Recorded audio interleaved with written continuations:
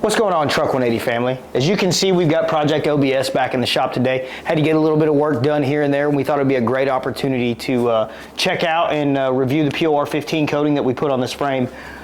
Originally, we had planned to get this frame powder coated with a local company, but things kind of fell short, and we decided why not just go a route that all of you guys can do in your driveway and your garage. So POR15 was the route we chose to go. All we did for prepping this frame was pressure wash it, wax and grease remove it, and rolled the POR15 on. For that minimum amount of prep, it has held up substantially. This frame's been sitting outside in the elements for about 6 months. It's been hailed on. It's got ice, it's got snow, it's got sun. Just about every environmental act that could happen to it besides fire has happened to this frame, and it's held up extremely well. There's a few places where the hail took a little bit off here, and us smacking the bed on and off took a little bit off, but all in all, it's adhered and turned out looking amazing.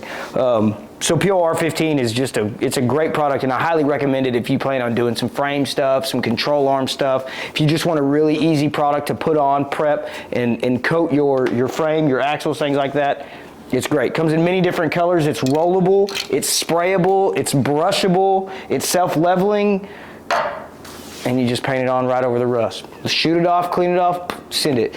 So be sure to check out our links below. We've got links for part 1 of this video where we prepped the frame, painted it, and we've also got links to the product. You can find it in a spray can, you can find it in a gallon, pints, all sorts of stuff. So those links are below. Be sure to check those out, and don't forget to subscribe.